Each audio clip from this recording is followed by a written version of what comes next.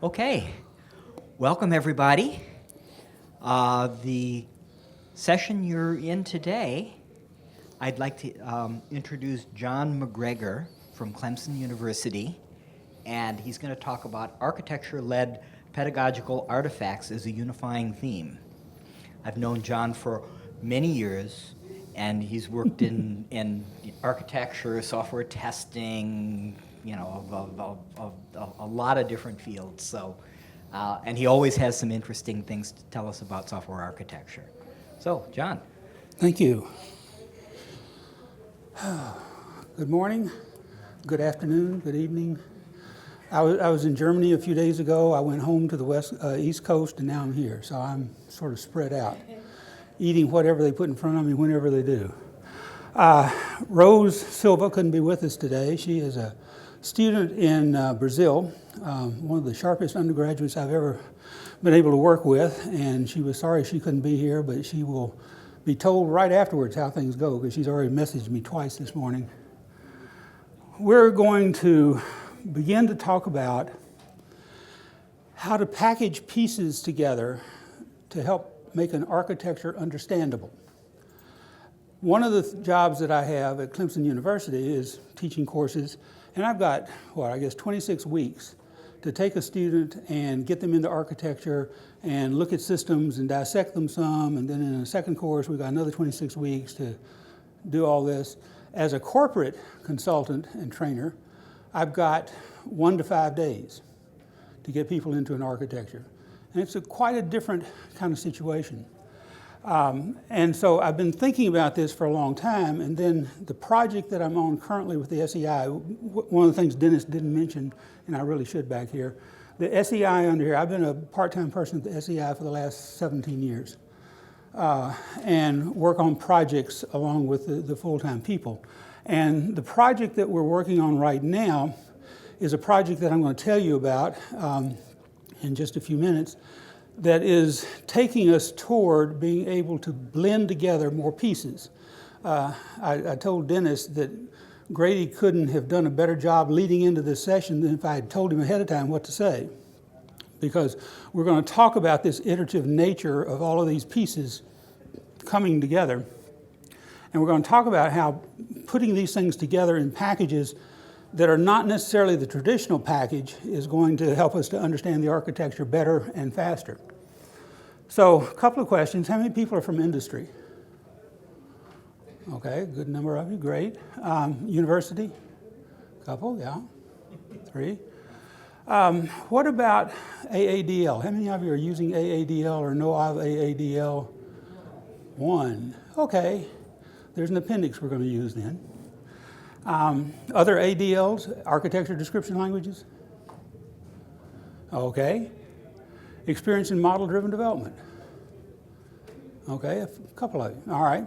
So this is a session about AADL and about a set of languages that we've developed to go with AADL to cover the entire spectrum of development and blend everything together.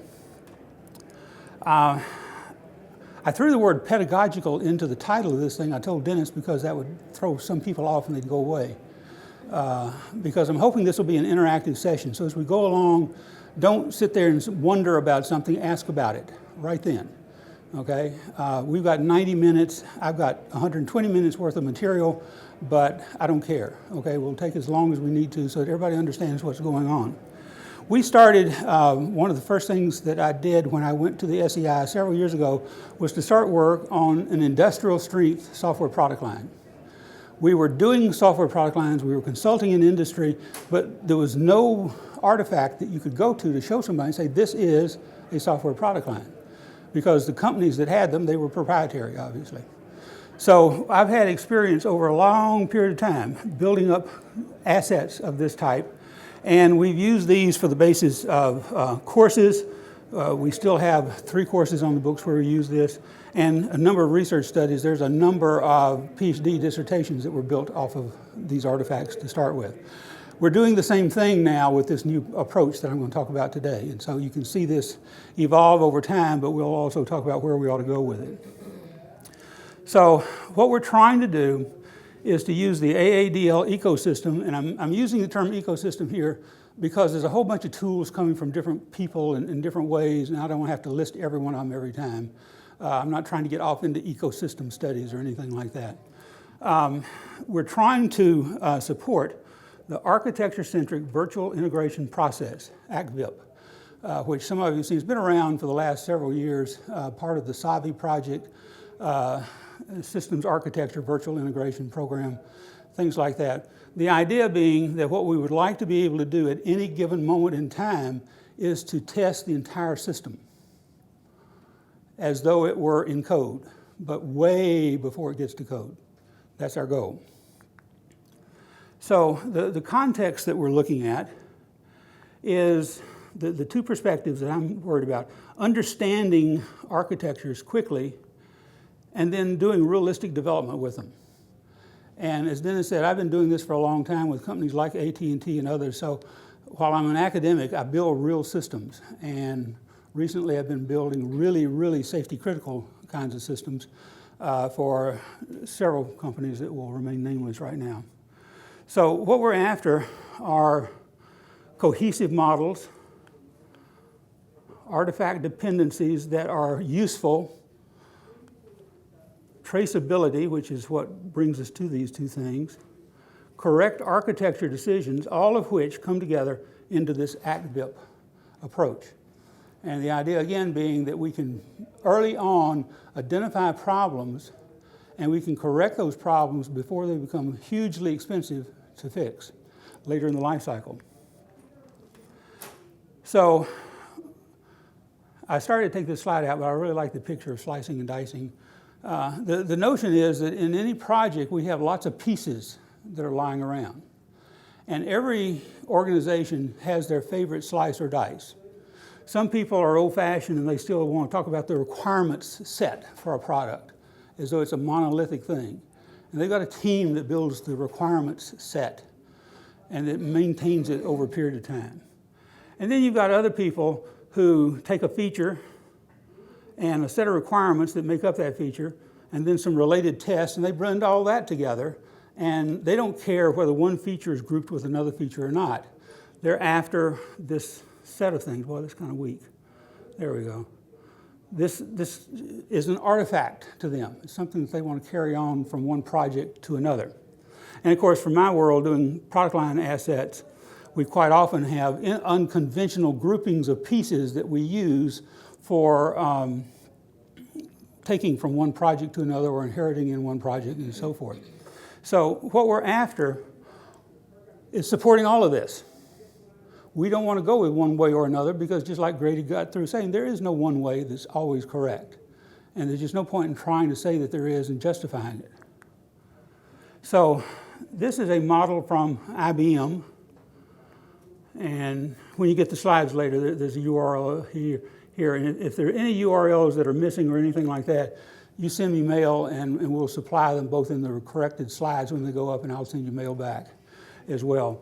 But essentially what we're looking at is granularity, how big are the pieces that we're working with, and the implementation. How are we going from prototypes to abstract to specific types to an instantiation of those types, and moving more and more toward a concrete realization of this concept, whatever that concept happens to be.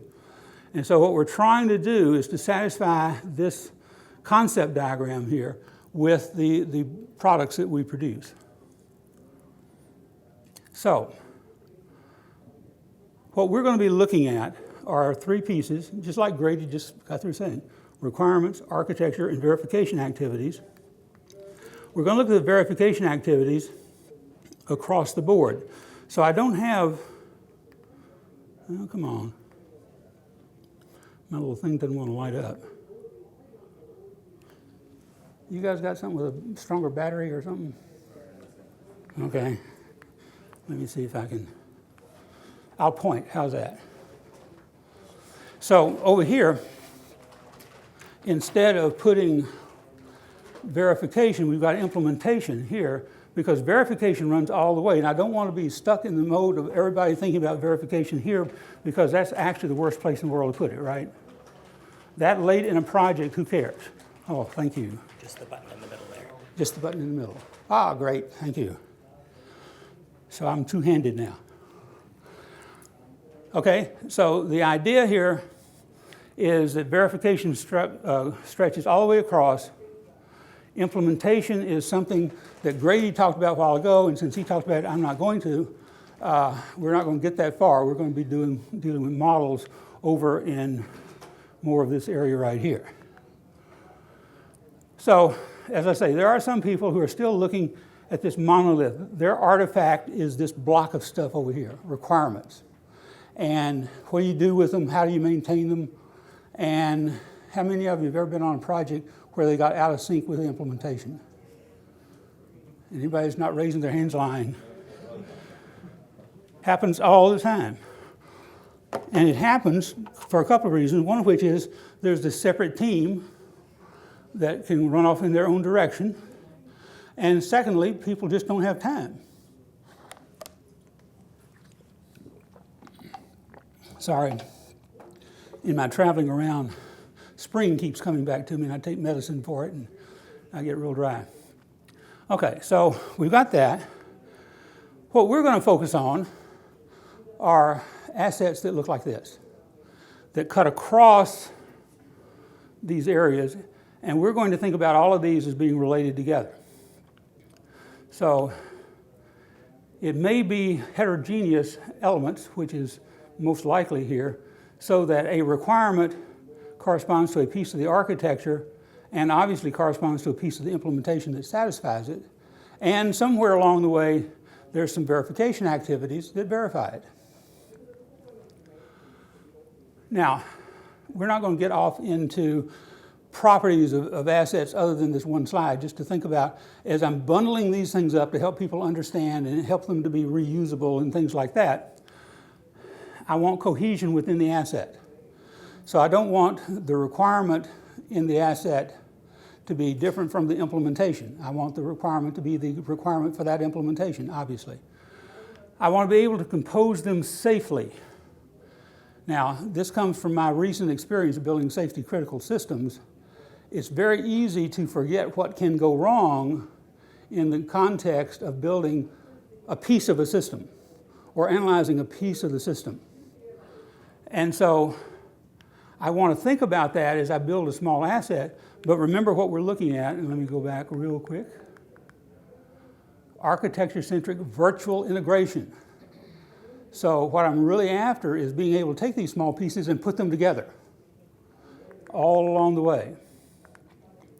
And I promise not to go skating back and forth a whole lot. The other thing that I want, and this is the one that we have lots of problems with, particularly in the product line world, is getting the correct balance, the correct granularity on the asset. If I take too large of an asset, I'll never find a place where it exactly fits. There'll always be some stuff in the asset that I don't need, and people look at it and say, oh, I don't want to fool with all that. On the other hand, if it's too small, then the overhead of reusing it is too much. And everybody says, well, I don't have time to fool with that. It's not going to help me that much. Okay? And so I'm trying to hit a balance right here. And am I going to tell you how to do that today? No. But we'll get closer. So think about this problem. This is the problem that our sample architecture, and there is on the last page a GitHub repository for the architecture in AADL that you can go take a look at. We've been working with several different models, but the one that I've got worked up for today is to look at a second-tier auto supplier. So they're supplying OEMs with parts, and the parts that we're going to work with are cruise controls. And I realize this is a problem that's been used a lot, or an example that's been used a lot. But on the other hand, most of the time it's not used correctly. And number two, it really illustrates some interesting problems. So I think that we'll use it to pretty good benefit here. The idea here is that we've got a plain old ordinary cruise control, which probably most of us still have. We have an adaptive cruise control, which maintains a gap with the car in front of us, so it'll stop if the car in front of us stops, or it'll slow down, speed up as the car in front of us slows down, speeds up. And then the collaborative adaptive is the autonomous driving, okay, auto driving of the car. At Clemson, we have a large international center for automotive research, and we're working in collaboration with them to build some of these, everything from an automated golf cart all the way up to a car. And so here's what we're after. Two functions, accelerate and brake. Under an ordinary cruise control, it accelerates as needed. It's been told what to maintain the speed at, and so if it gets below that, it says, I got to speed up. Braking, well, it only does that if it's commanded. That is, if somebody puts their foot on the brake, is the only way it'll slow down. With an adaptive cruise control, again, it'll accelerate as needed, and it will brake as needed to maintain the gap. And lastly, in the collaborative adaptive, there's a planning system going on. And the planning system is looking at both near term, what have I got to do in the next few seconds, and what can I see on the horizon with how far my sensors are able to see in this terrain, something maybe a minute, 2 minutes, whatever like that. And so the quality attributes that I'm interested in primarily are safety, performance, reliability, and ride comfort. You don't want to jam on the brakes at the very last moment and throw everybody against the seatbelt and break collarbones and things like that. And there's some interesting physics involved in that. Question for you. All right. Nice little table. How many pages of requirements does that actually turn into? 500? 600? No, it's not quite 500, but it's probably, I've never counted them. 20? Oh, 20. 20's okay. Yeah. I can read that. No, it's these are just very simple systems, okay? Because the reason it turns into more than 20 is because of interactions with other systems. Okay, I figured that there'd be interfaces that might or might not be in the requirements documentation. Right, Yeah. and our scope for today is just, Okay, good. Because our scope for today is 90 minutes. That's our system scope, 90 minutes. Okay, and so here's a figure that we use, and it shouldn't be any great surprise. Physical things over here, virtual copies of them over here, and essentially a feedback control loop mechanism here in the middle, and you'll see that more clearly in just a moment. In fact, you'll see it right there. So has everybody heard of feedback control loop architecture? Mostly, okay. We'll get down the road here. We'll see it a little bit more concretely. But essentially, with a feedback control loop mechanism, the really hard problem is how to design the controller. Because everything else you don't have any control over. Well, you have control over which sensors you select and all like that, but chances are your real degree of freedom is in the controller. And so we've got 3 possible designs here that we might come up with. 3 separate designs. We just don't try to reuse the design at all. So each controller for the 3 different kinds of cruise control are different, period. Or a single container with changeable state machines, so that there's a state machine that's unique to each one of the 3 modes, but they're all inside a container, and everything else about the system is fixed. And then a single controller with one honking big state machine that can do everything in one box, okay? So there's some possibilities. And so what we're thinking about is what assets do we want to have before we make this kind of decision, and then what kind of assets will we need after that? So what we've got to work with in our 90 minutes today is the standard architecture, the feedback control loop architecture, which is, again, a standard that everybody's going to use.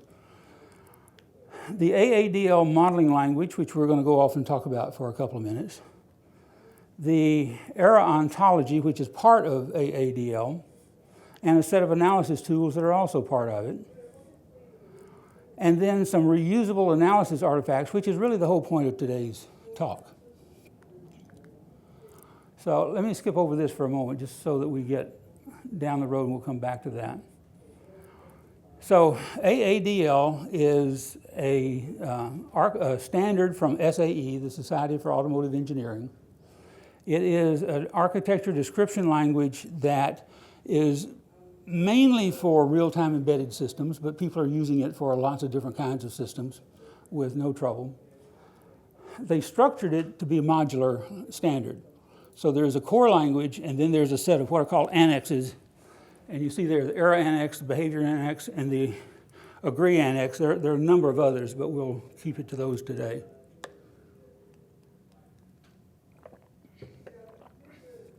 And we'll see how they get integrated into things. It had, pardon me, it has 3 types of syntax. Text, which looks like you're programming in Java or something like that. XML, which looks like XML. And graphical, so you can have a graphical editor to design your architectural diagrams. And to me, the most important thing about it is that it has extensible property sets. Basically, the language has the basic modules you would expect for an architecture. It has things like memory units and processors and processes and threads and things of that nature. But it doesn't have built into it any given domain, like telephony or automotive or anything like that. And that's where the extensible property sets get used a lot. So, an annex is essentially a domain-specific language. And it's actually built using Xtext to a large extent. And yes, that is the most powerful, and I forget that. So here's AADL. A bit of an eye chart, and I'm sorry about that, but this is about the smallest possible unit that really makes any sense. And let me take a couple of minutes to go through it. So this is a device. So this is a piece of hardware we're going to model. It is a radar sensor, a real-time radar sensor. So this is our naming convention. And so everything in here is about the specification of the sensor. The implementation will be done in a separate unit. This particular radar sensor was built by extending a generic sensor, so that brings in properties and some definitions. Things called features are actually ports in and out of the box. And so sensor data out is an out data port, and in AADL, ports have semantics. And I can add or subtract semantics. For example, I can have delayed connections. I can have synchronous connections, asynchronous connections, a variety of things like that. And so in this case, the data coming out of here was refined to the data type radar info, which I have defined. And this particular device requires bus access. So this thing is bus access, and it is going to attach to a generic bus. So I'm not going to tie that down exactly. So the automotive engineer could put it on the most bus or the CAN bus or some other specific bus inside the automobile. And here's an example of a property. In this case, the property budget, the power budget is 5 watts. That's the most that a development team would be allowed for their equipment to draw. And if it's going to draw more than that, then you've got to negotiate with the rest of the project. So it's a budgeting kind of thing that's pretty normal for most real-time systems. Okay, so here is an annex. This is the ERA Annex version 2, and it extends all the way down to here. An annex is in a special environment, brace, star, star, star, star, brace, which essentially tells the AADL compiler, ignore this. Just skip over it. And then the ERA Annex tools come along and process this part of it and tie it into the AADL. And so what we've got, and I'm not going to try to go through all of this, but essentially what we've got are properties about hazards. So hazard analysis comes into play, and we can define what a failure is here, give it a description, say exactly what it applies to. And a couple of words in AADL that we're going to pay attention to in this session are the ones that link it to other things. And so this is a link between this definition and this definition right here of a particular kind of value. And so what's happening in here is in the error propagation section, we are defining sensor data out as an out propagation of invalid values. And let's see, I'm going to move ahead just, well, I thought it was closer than this. No, I won't. Sorry.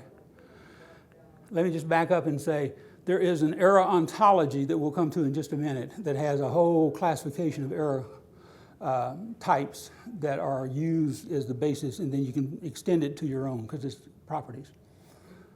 Okay. Anybody want to ask a question about this definition? I know this is jam-packed. Yeah. What does the EMV2 stand for? Error Model Version 2. And that's now, for one reason or another, that is now the standard name for that annex instead of just error model. Okay. Where am I? I caught a glimpse of it. I'm trying to get a cursor. Is what I'm trying to do.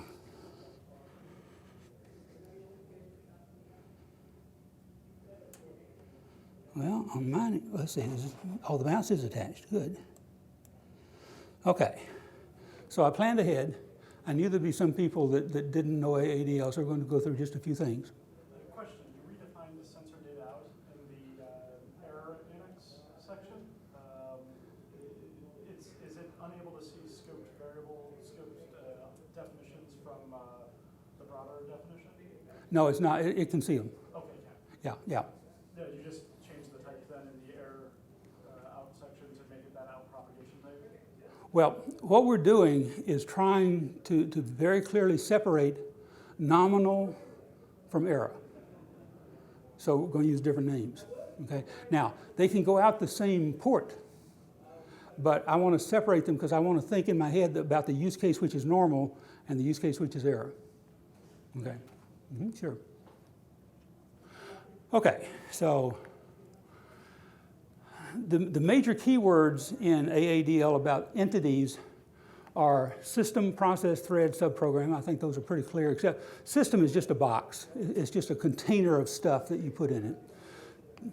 Process, thread, subprogram have the semantics that you expect from a process, a thread, or a subprogram, and you can give them various attributes that vary from one type to another.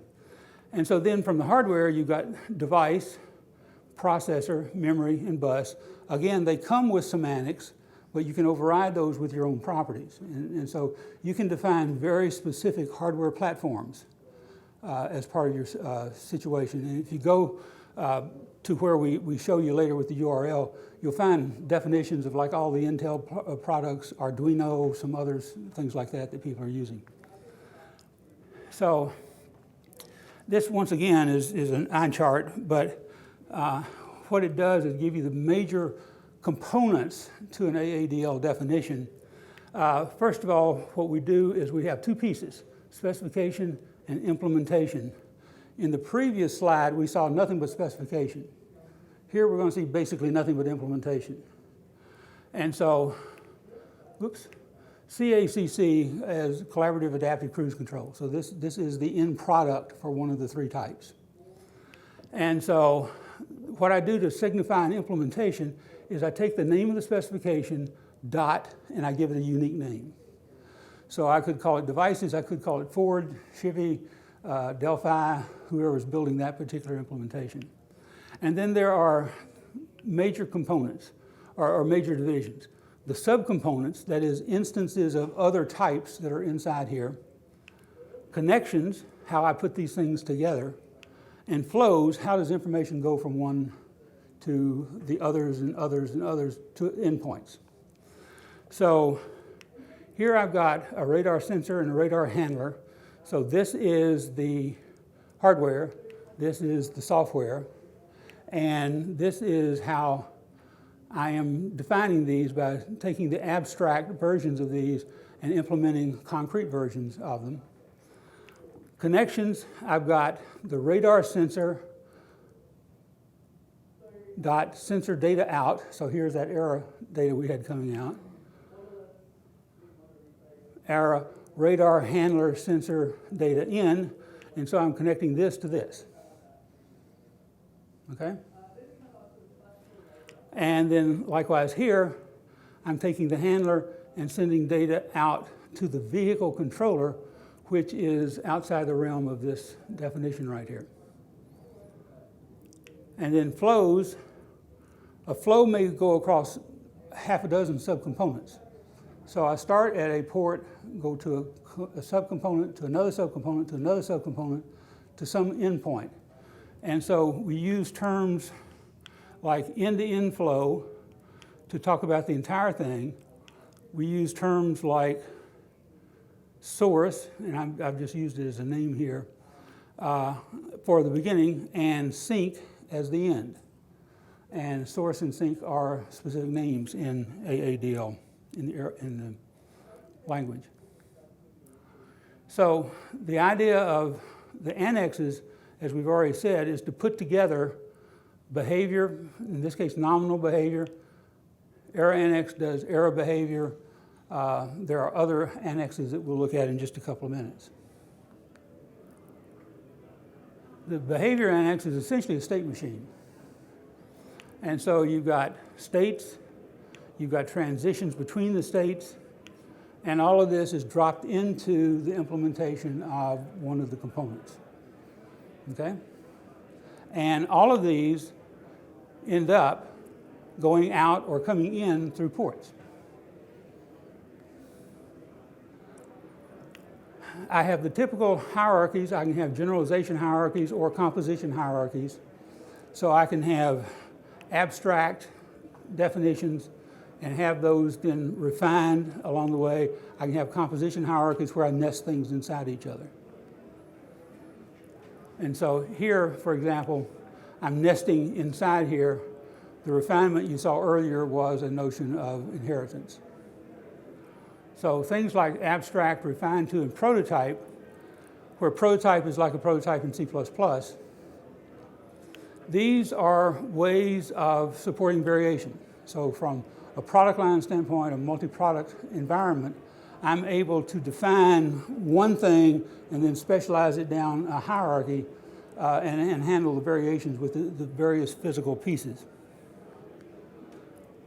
Let's see. Okay, and then properties, once again, here is something like latency. 1 to 3 seconds applies to a sensor source. What these properties are for is that now as we build tools to analyze our architecture, it can go through and do computations and actually take the entire system and add up all the intervals that we have put in for latency and come back and say, no, you'll always exceed your latency. Or there are parts where you will exceed your latency and parts where you'll be within required latency. Power budget, same thing. You may draw too much power if this combination comes together, but there are combinations that will work, and it'll show you which all of those are. Okay? That's a very quick thing. Go ahead, Dennis. Just kind of thinking ahead here. So so when you have all of these properties and all of these state machines and all of these ports defined, when you're going to be doing some of your initial testing, you'll have simulations of how those things actually work before you actually build the real implementations. Yes? Yes. Okay, good. Yes. I'm thinking along the right lines there. Yeah, there are, pardon me, there are tools for, there are tools for each of the properties that are currently in the system, and then you can define your own tools and add them in. And there are a couple of general languages for doing that we'll see in a minute. Okay, good. Other questions? Okay, and for some reason, okay, that's fine. I hesitate to show you this. We'll stay here just a second if you're just seeing AADL for the first time. But this is the advanced syntax. I'm sorry, the advanced semantics for looking at how threads interact. We want to be able to test for things like live lock, deadlock, things like that. And so our model checkers can use the built-in semantics, or they can create, you can create your own semantics and add them through properties. Okay, and I'm going to have to back up here manually because for some reason my link back got lost.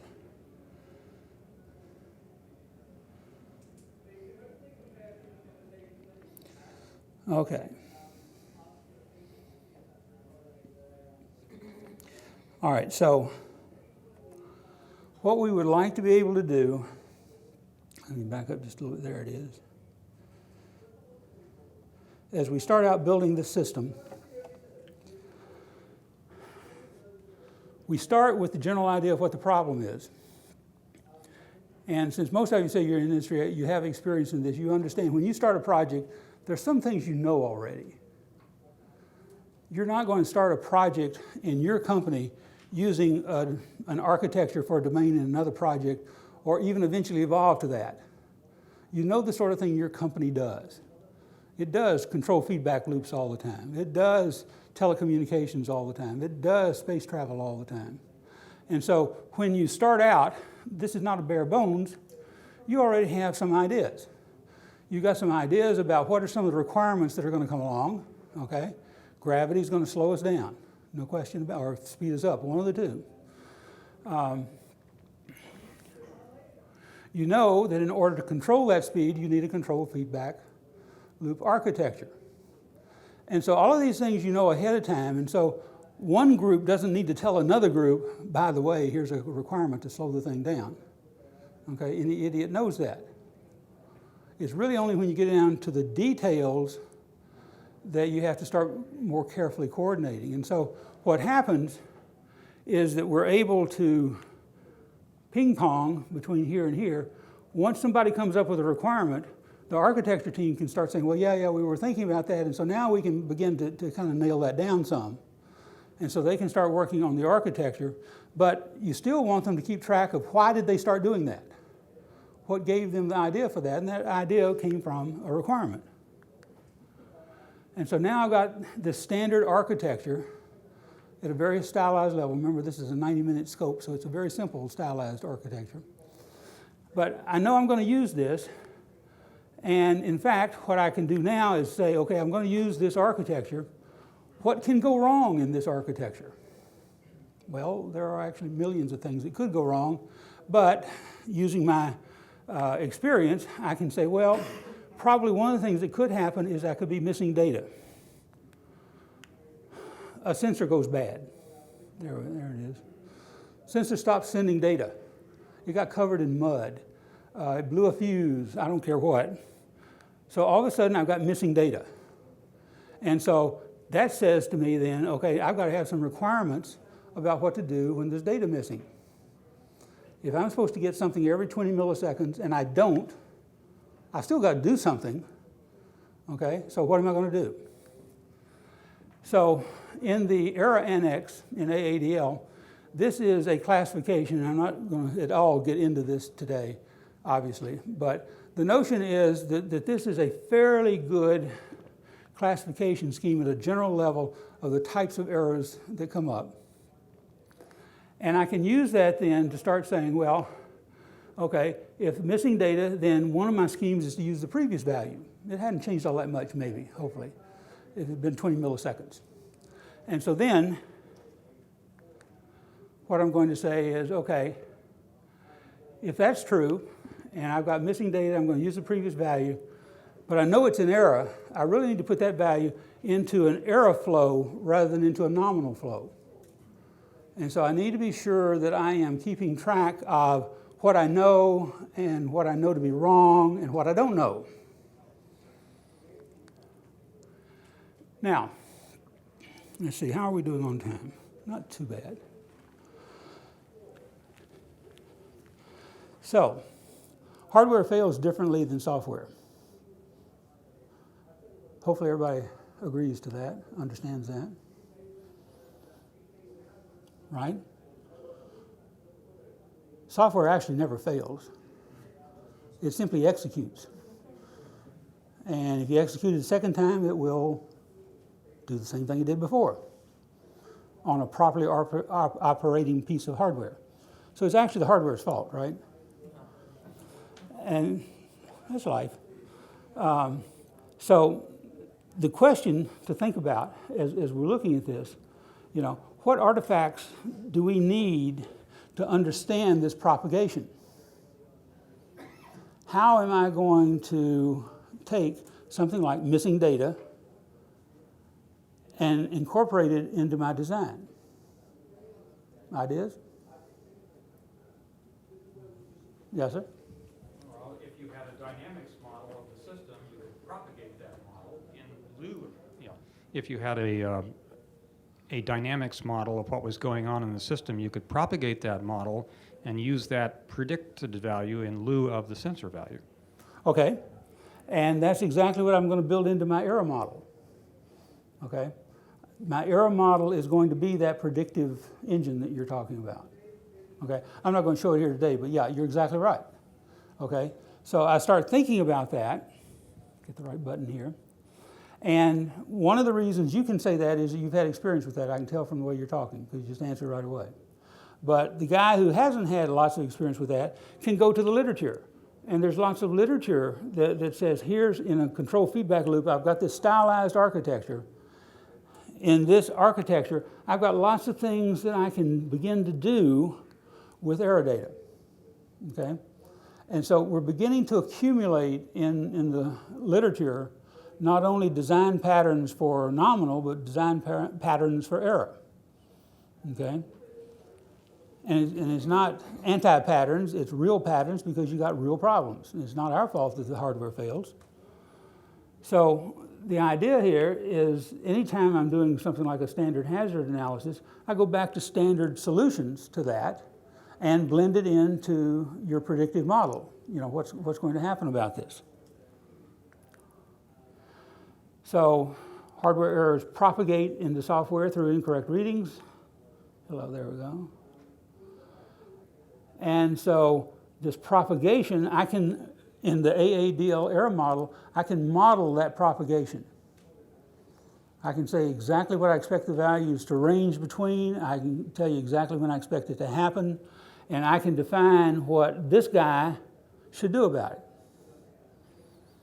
And so instead of only designing the sunny day case, I'm designing the rainy day case as well. In fact, more explicitly, actually, than the sunny day case. So I need this predictive model. I need my standard approaches to error, which the error model is going to give me. What else might I need?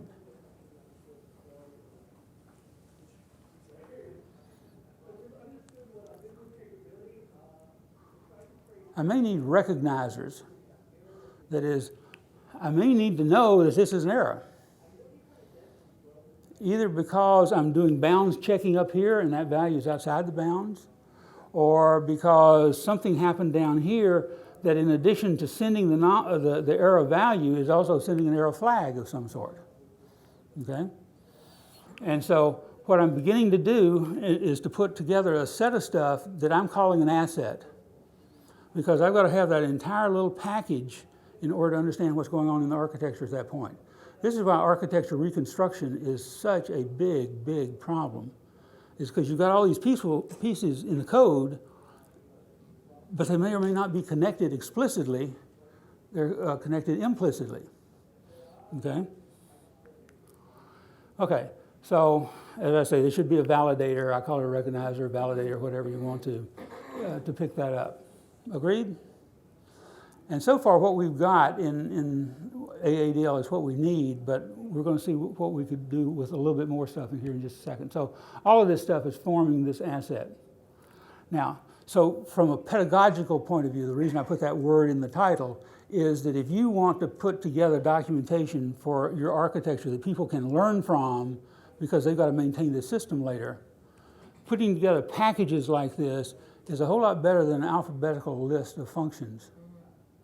You know, an alphabetical list of functions is about the most worthless thing I can think of because it tells you what they do, but you have no clue when they're going to do it, okay, or why they're going to do it. You just have it. Okay, let's move along. Our time will be gone on us. So, we've talked some about AADL. That's good. You've learned something so far, okay, and it's only been 45 minutes. But now we're going to take the deep plunge. Everybody ready? Because the one new language you just learned now, we're going to look at 5, but very superficially. So, 3 of them come from the SEI. This is what I've been working on for the last 18 to 24 months. 2 of them come from Rockwell Collins. One of the good pieces of news about software today is that all of this stuff is open source. Every piece of it.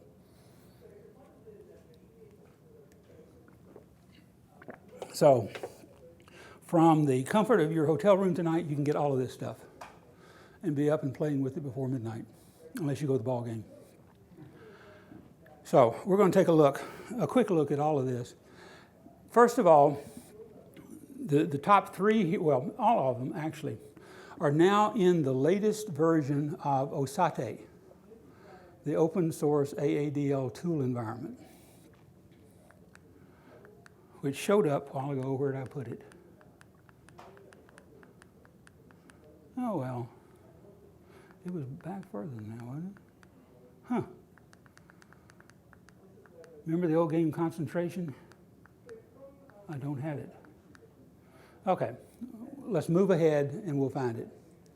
And you can see the environment. So we're trying to do a comprehensive model that will allow us to link things together for traceability. So we can define an organization. This is the development organization.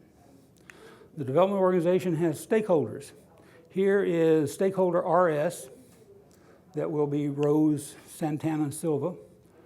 Her title, her role, and there's a couple more fields that I didn't fill in here. These are all stored in a file that ends in .org. And so you can call it whatever you want. And you can have as many of them as you want. You can have multiple organizations, but .org brings up the X-text editor for this grammar. Okay? So what? So now when I build stakeholder goals, and don't worry about this, we're going to see a bigger version of it on the next slide. When I build stakeholder goals, I can link goal number 1 to the stakeholder CACC project.rs. And so now I'm linking the organization to the stakeholder goals that I'm going to have in my top level requirements. So I'm beginning to put links together. Okay, everybody with me? Okay, so this one, I call this one, the who to blame link, right? One of the stories I tell is about a general that we were working with, and the general had said, the latency has to be less than 5 seconds. There's just no way around it. They recorded that and went off. It was a general, after all. They went off. They worked on this for a while, came back, they said, we just can't do this. We've been working and working for months and months, and we just can't get it down to 5 seconds. The general said, well, why don't you make it 10? Okay? The who to blame link is who do you go back to and get clarifications? Okay? And so there's the link. Yeah. All right, and so here's the stakeholder goals format. First of all, what I've done on these is I've got the top part of the file, and then I've got one specific goal on each one of these slides that we're going to see in the next few minutes. So stakeholder goals, that's a key word here. I call this one CACC Stakeholder Goals because it's the Collaborative Adaptive Cruise Control. For CACC Integration : CACC _RT. This is that specification we looked at way back. And so what's happening right here is that I'm tying the goals of the organization to the architecture, to the AADL architecture model. And this is what's the most powerful part about this, is that the architecture is not off over here and the requirements and the goals off over here. They're linked together. And they're linked at the specification level. There's no dot here. So this is the specification. I'm using a set of constants from another file. And then what I've got is the goal is a keyword. I can name it whatever I want, G1, simple enough. And I can use a phrase then for it. And in this case, I just call it safety. Description, rationale, the link to the stakeholder. This is what we were seeing on the other side. Quality, safety. We have a set of filters that you can define so that later when you're testing and you say, I'm only interested in the safety stuff. I'm the safety guy on the project. Give me only safety goals and requirements for me to write test cases for. And it will go through and find this and pull those out and hand them to me. Others it'll ignore. I can define my own categorizations. There's about half a dozen built-in categorizations that can be used, fairly flexible. But it's a way of handling 200,000 requirements. Questions here? The stakeholder, is it the person or the stakeholder, is it the person who defines this goal, or is it the person who is responsible for meeting this goal? In my world, it is usually the person who is responsible for giving it. Giving. Yeah. But you could use it however you wish, okay? But yeah, in my world, it would be who's responsible for it. Who do I, it's the blame link. Who do I go back to and say, you know, what's happening here? Okay. Now, those were goals, which are very high-level requirements. Here's an example of a requirement. In this case, I call it safety underscore R1, because there's going to be a whole bunch of safety, a whole bunch of security, a whole bunch of on and on and on. And so this is much more lengthy. We're not going to go through all of this, but essentially description, rationale, which I think is one of the most important things you can put down. You know, why is this a requirement? What to compute and a value predicate for computing it. And then, what does this mitigate? If this is referring to a hazard we found during hazard analysis, we'll fill in this field, and it will refer to a hazard that was identified during the hazard analysis. Or the field can just be left out if it's not about hazards. Okay? C goal, and so this is taking us back to the goal from the previous page. So this is taking the working requirements and linking them to the high-level goals. And it's also linking us to other requirements. So in fact, this safety requirement is related to a speed requirement, because I want to be able to control my speed in order to be safe. And then I've got two sets of categories here. One is about which kind of product is it, and the other is what quality is it after. And then uncertainty. And we use two measures of uncertainty. Volatility, how likely is this requirement to change? Impact, if it does change, what kind of impact does it have on the project? Okay, that's a pretty standard approach, but yes, sir, go ahead. In this language, is there any linkage between this requirement and, say, the state variable, which is vehicle speed? I see that the text of the requirement talks about excessive speed, but I don't see any explicit linkage to that estimated state variable that the system has to produce. Okay. The answer is yes. I don't know whether I cut that off here or what, but if you look back here, with the stakeholder goals, we said 4, and we pointed to a piece of the architecture. This is a particular part of the architecture. There could be a 4 statement out here that would link to a particular part of the architecture that would have the state variable in it. And I guess I cut it out to save space or something. I'm not sure why. You don't have to have it, but yes, yeah, you certainly could. And then you'll see later that you can take a bigger piece of the architecture and link it to a smaller piece of the architecture that we even target further down. Okay. So, let me back up. We've got requirements. We've got requirements linked to the organization.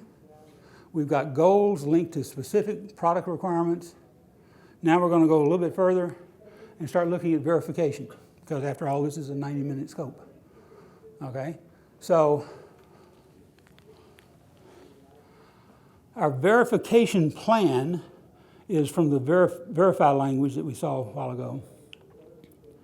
Verification plan, CACC plan for tying it to the requirements. So the verification plan is tied to a specific set of requirements. And those requirements are from the file from, again, back here, I cut off a little bit too much up here, but this would have given the name of the requirement set, and it would have had that in it. Okay, so I've got this linkage into the requirements. I've got a description, Now I've got what's called a claim. And so each claim is going to fire off a specific set of verification activities. And so I've got claim speed R1. I usually just name my claims as the same as the requirements names, just to make it easier on me to look at, but I can also link them. And so the vehicle does not exceed maximum speed, yada, yada, yada. And then here are the activities. Speed act test 1, and it tells you that that test is stored in this file right here, verification methods, CACC verification methods, and what's the name of the function that you want to run. And then it gives property values, which is how much weight to give this test and how long to wait in case it times out. Okay? So far, okay? Now, what has crept in over here on this side is a list of 4 things.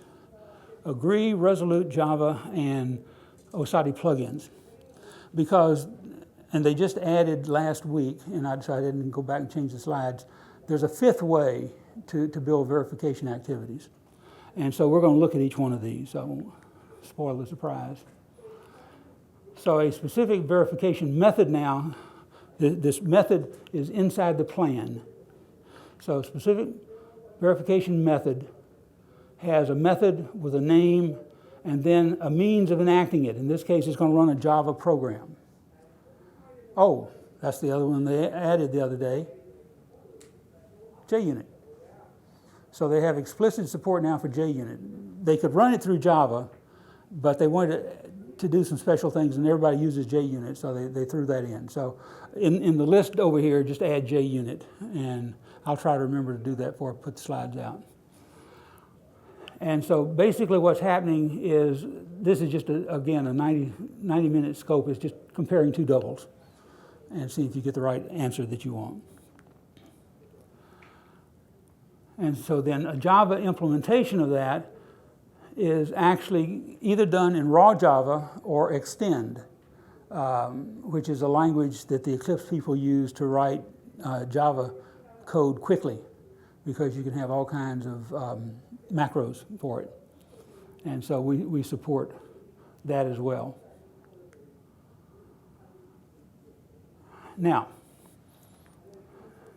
a lot of people have probably seen Java before. We're going to slow down now because we're looking at a thing called Resolute. Resolute is a model checker from Rockwell Collins. It was on that list earlier. And in this case, I'm not going to go through the syntax at all because it would just take us forever.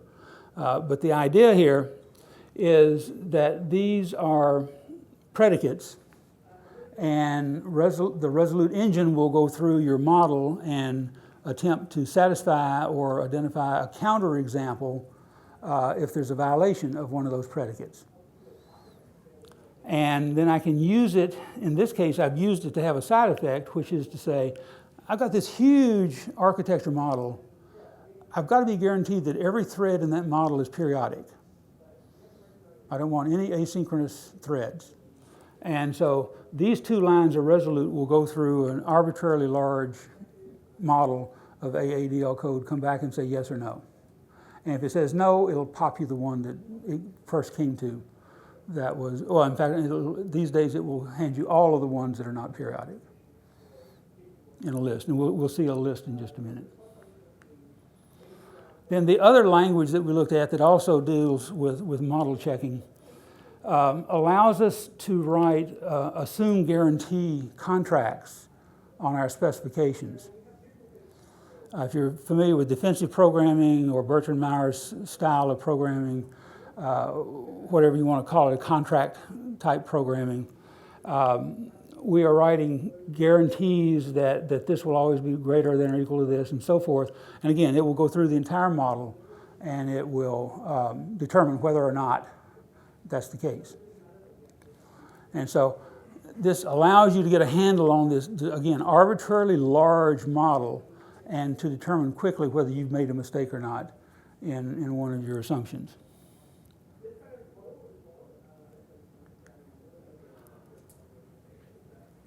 Now, OSATI, that we'll look at in just a minute, is an Eclipse-based IDE for building AADL models. And it is equipped now, when you get OSATI, with a set of plugins that do several kinds of architecture analysis already. Some simple things like consistency checks and completeness checks and things like that, but also some very specific real-time embedded things like a power analysis, where it takes the power budgets and goes through all conceivable combinations of things and then comes back and says, well, your power budget is exceeded at this point.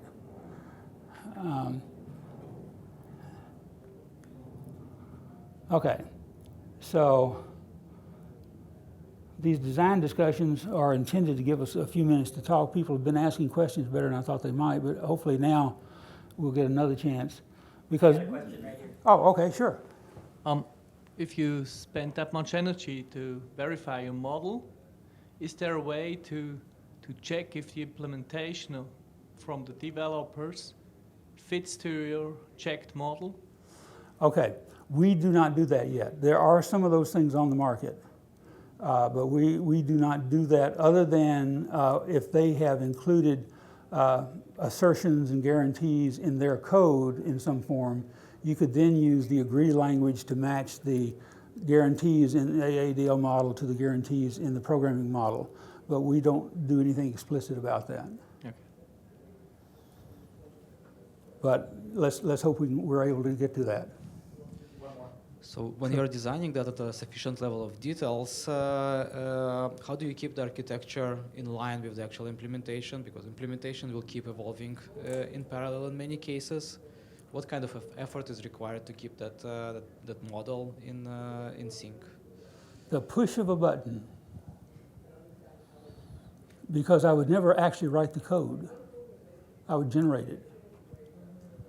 Okay? And there is a code generator called Ocarina, O-C-A-R-I-N-A, Ocarina, that generates forms of C code and ADA code. The form I use it in most of the time is PetriNets. So that I can run PetriNet simulations of things. So that's why I asked the question about people doing model-driven development. In model-driven development, I don't write code. Thank you. Mm-hmm, yeah, sure. Yes, sure.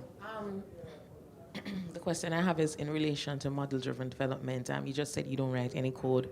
But the systems that you do or that you use at the university and so on, you actually benefit significantly from model-driven development for development of entire systems or big portions of systems? Give me the first part of the question again now. No, you had mentioned that you would be able to manage that whole synchronization between the architecture and the actual implementation because of the model-driven development. So I was just asking if you actually do use a lot of model-driven development for developing your systems. Yes, but Practically. okay. I think you threw the word university in there at first. And that, Yes, yes. I don't develop any systems at the university worth anything.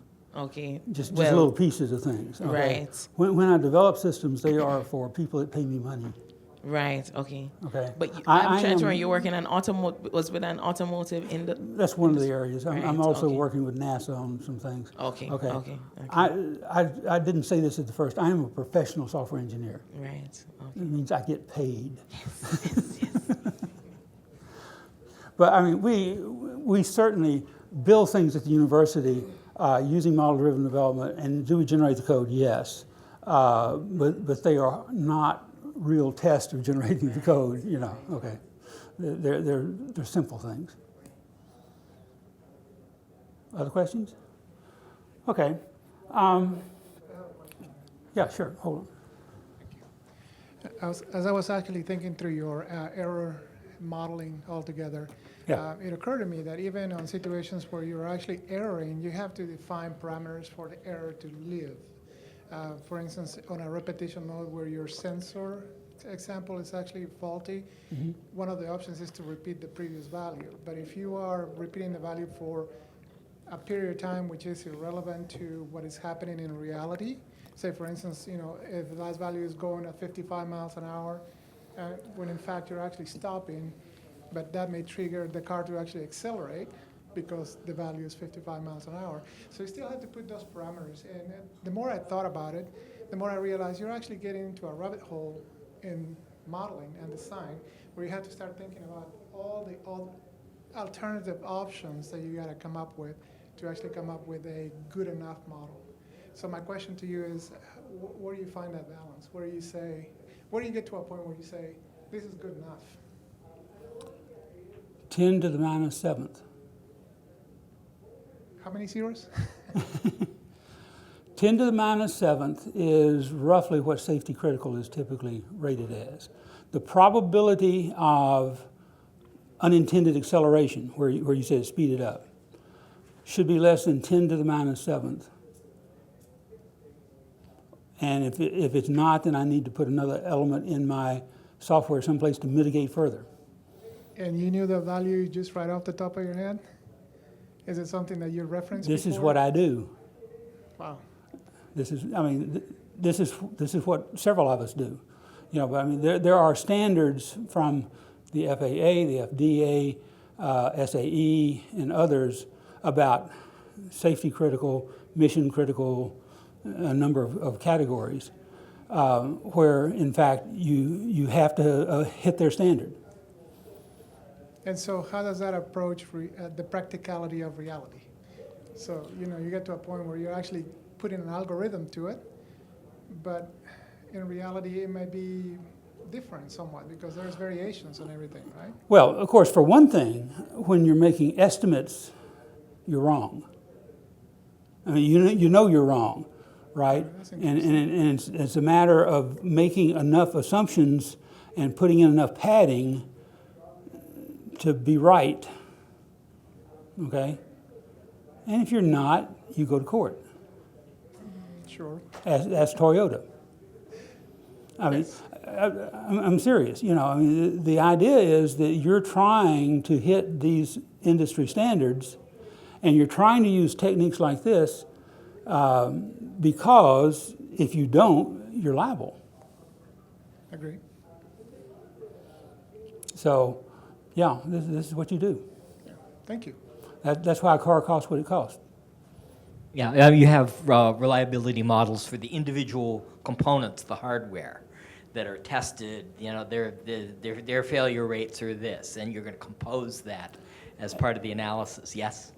Yeah, I was just fixing to say, I see where you were going at the end. Yes, those are properties that go into the model. Okay? Now, like you say though, I mean, the problem is, if you're doing income tax software, well, you're not going to do 10 to the minus 7. It's not safety critical stuff. You know, it's like Grady said, and I was talking to Lynn Bass right before Grady's talk. Yeah. Our discipline is splintering. Okay? There are people who, yes, know 10 to the minus 7th off the top of their head, and people never heard of it. Okay? But the people who've never heard of that know something that the 10 to the minus 7 people don't know because that's indicative of their kind of computing. Okay? They're getting to be more and more specialized branches of software engineering where you have to be able to do certain kinds of things. Some may be easier than others. I'm not going to comment on that. What we do is daggum hard, I'll tell you that. But the fact is that what you're hoping for with something like AADL in these languages is something that will handle whatever somebody needs. Okay, that's why I like the extensible property set so much. Is that I can go to an AT&T or Lucent or whoever you were when you stopped. Yeah. Was it Lucent? Yes. Okay. And we have our requirements are 5 nines availability. That's true. Yes. Which basically means 3 minutes a year you can be down. That's my NASA client, 5 nines, on their antennas for the satellites. Yeah. 99.999%. Yeah. Available. Yeah, and so yes, you can build that into these models, and you can compute with these, and you can run the statistics. You know, we have routines that we can use using Resolute and things like that to calculate the total reliability, and see where we come. The interesting thing is that when you start doing that computation, sometimes you'll find that there are parts of your system where you can afford to have cheaper, less reliable Lord, you components. hope so. Oh, you hope so. And you can save money. because chances are that somebody else is in real trouble, someplace else in the product, and Yeah. you've got to shift the budget around. Exactly. Yep, yep. Other questions? I'd rather have discussion than go on with this, so I'm perfectly happy for us to talk. Okay. Well, the question I've got here is about granularity. Because once again, if you're going to take this stuff that we've been talking about, linking all these things together, you know, what's the right size? Because if I take, let me give you an example, I think.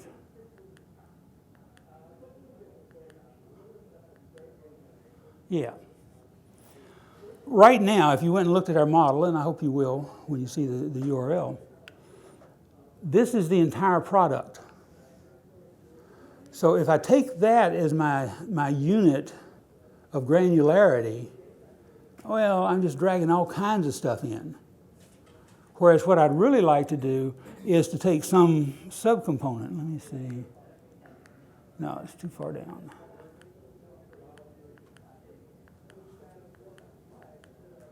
Let me back up just a little bit. Come on. Oh, here's OSADI. Okay, this is the development environment. If you've seen Eclipse before, this looks like Eclipse. Okay, one of the differences is you'll notice the word analyses here, and underneath that's a laundry list. You'll notice the word agree here. This is how I can kick off agree to go through my entire project and look at it. Right down here is what I'm getting back from a resolute query, and the green mark says yes, that's okay, and the red exclamation mark says not so much. And I've got my entire model over here in terms of being able to check off and start an analysis wherever I want. I can start it for the whole model, or I can start for a small piece. Okay, so I don't necessarily have to worry too much about how big the assets are that I'm forming, because I can always go inside them in OSADI in here. But in some cases, what I'd like to be able to do is package and ship off to another product. And that's where I'm interested about the size of the assets, okay? Have I got everything that I need? Am I going to get to another project and it says, oh, I can't find files, so and so and so and so. Okay, that's what I don't want. And so that's why I'm looking at the size of those assets. Let me back up. Okay. So here is a radar sensor that extends generic sensor. And I've got options. My option is that I could have not done this. I might have left off the extends and put into this file all the stuff that's in generic sensor. Or I can inherit, and essentially extends is an inherit kind of thing. And so as I'm looking at these assets and trying to bundle them together, I'm trying to make sense of what's going to be useful to me.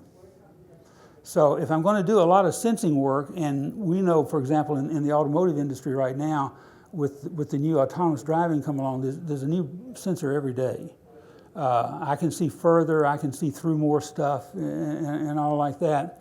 That doing it like this just makes a whole lot of sense, because if I keep each sensor self-contained, my code is just going to blow up. I'm going to have huge amounts, much of which is redundant. Okay. So in that case, keeping this as a way of scoping the asset makes sense. On the other hand, of course, if you've ever started out a project designing using object-oriented systems, and for some reason you stayed very, very small, and you look at the inheritance hierarchy, you realize you just wasted a whole lot of time and effort and space and everything else. Okay? It only makes sense to do this if there are multiple other kinds of sensors. And in fact, several other kinds of sensors. You know, a couple of them are not really going to help you very much, but 50 of them really would.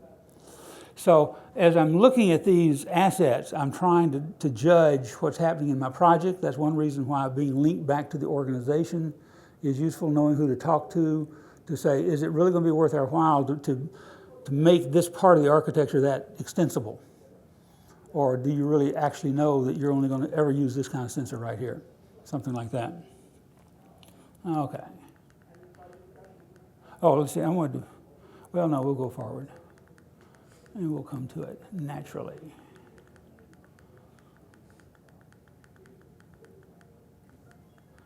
Okay, so here's what we've been looking at for the past hour and 15 minutes. Here's the AADL model. The AADL model has AADL in it. It has some agreed clauses in it. It has some resolute clauses in it. Each one of these separated out by the Annex segment. And ELISA. This is the name of those tools all put together. It's called ELISA. And so we've got all the pieces that you've seen, and as we build this thing up, we put in the linkages. And we do that as we build it, so this is not a monumental effort, it's just a cross-check as we go.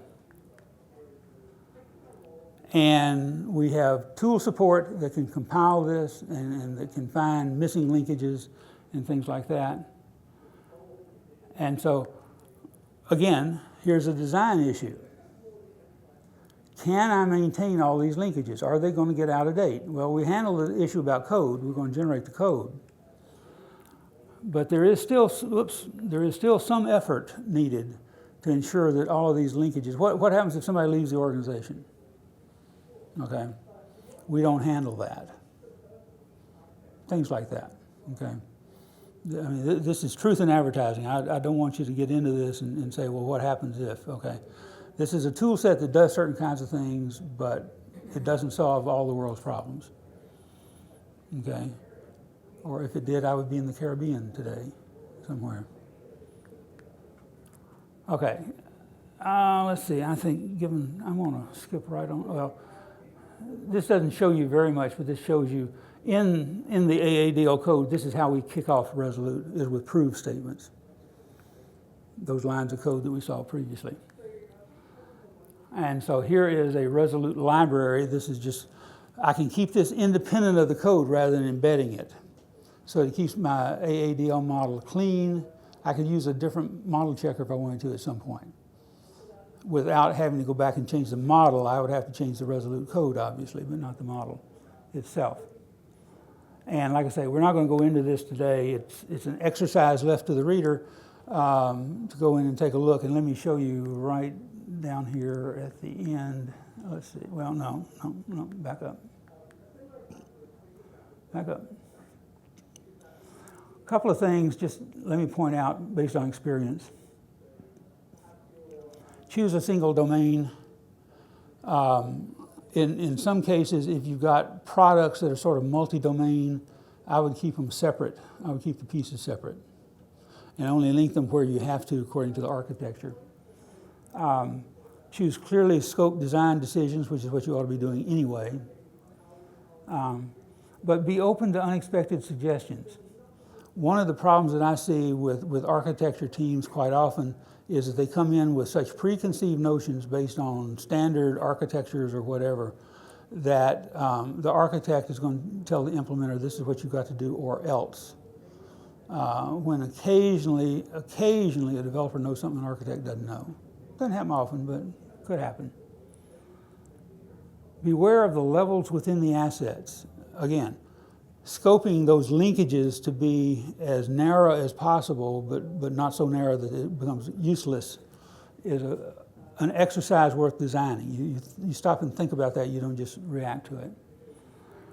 But then, once you get a level one place, make sure that you're corresponding to the same kinds of levels in the other assets that you're linking together. So you don't want the top level of one thing to be linked to the bottom level of another thing. I think we've already talked about the limitations, so I'm not going to worry about that. And I think we talked about reusable pieces. What I want to do for just 1 minute is hop over and show you something in the slides that you might want to take a look at. And then we'll come back to questions. I threw in, because you never know, this might have taken 20 minutes if I talked real fast. There's been some work done at Carnegie Mellon and at the SEI on security metrics at architecture levels. And it looks at an attack surface metric at the architecture level. And so what's in here for the rest of these slides is a resolute piece of code to compute the attack surface of these assets. Okay? And it basically what it does is their approach says if somebody's going to try to attack you, they can only get to your attack surface. And the bigger your attack surface, the more likely they are to be successful. The harder it is to get the attack surface, the less likely they are to try. And so how big are your protocols versus what are the access rights they have to go through to get to it? And so there's three of those: protocols, privileges, and data types.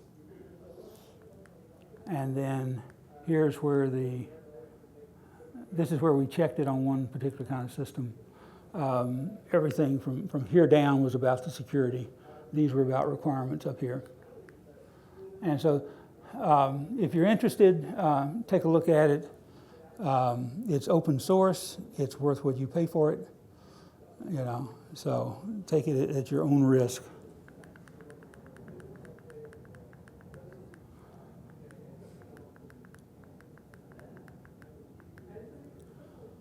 Questions? Questions? I have a question. All right. My question is, if you are a new architect joining a project that has such a model, or you're a new developer coming in and saying, I need to understand the structure and the interactions and so on, what are kind of the entry points for me to start getting my understanding? Do I start from the architectural components? Do I start from the requirements? Or maybe I start from the tests. What's your experience been? A couple of things. One is, what's your strong point? Yes. You're a tester. So you would start with the test. Okay. Okay. Second part is, what's the immediate need? And if I'm joining a project that's ready to test, Yeah. saying to the boss, well, I'd like to go back and revisit the requirements for a while, we'll probably get a nice laugh, but not a lot of support. Okay. Okay? Those are the two things I think about. The gentleman behind you wanted to. I wonder where the boundaries are in model-based design between architecture and implementation. Is some part of that language being used by the architects and then passed over to the teams that are doing the implementation, or do you see architects as someone who is guiding the whole process? Oh, we fired the developers. I didn't tell you that? Sorry? I said we fired the developers. I didn't tell you that? No, there is... It's a fuzzy line that depends on the kind of organization and the culture and things like that. There are still some things inside the telecommunications industry where a guy whose hair looks like mine is the last resort, and you go to him and he says, oh, do this and do this and do this, and all of a sudden it works. And so there's some point at which you've taken it as far as you can take it from a model-driven point of view, and then you hope that there's a guru somewhere that can take it the rest of the way. Where that is going to depend on your organization. Have you fired all your gurus, or have they all retired? How mission critical is this particular product? If you're doing DevOps and you can actually redeploy an entire new version of your product and nobody cares every 15 minutes, do whatever you want. I don't know. Because it doesn't sound like that's much of a product. You can quote me on, I guess I'm on tape with that, right? But the fact is that there's no one size fits all, okay? Certainly there are times when what you'll want to do is have those gurus not solve the problem, but to work on the code generator. You want them to tweak Ocarina in this case. Okay, and the guy that, all this stuff is distributed around the world. So the guy working on Ocarina is in France. And he is a compiler guru. And so if you've got a little, this is not quite as efficient as we'd like for it to be, he said, okay, let me look at it. And he'll work on it. We actually started using AADL and Ocarina when they were both version 0.1. My university class is still on his website as the only university using it. There's several more that are now. He just hadn't updated the thing, but we've been with him for a long time. And so that's the kind of model, is you want to use the code generator, but you want to have some really smart people working on the code generator. Okay, other questions? Beat the crowd to lunch. Okay. Thank you very much. Thanks for coming.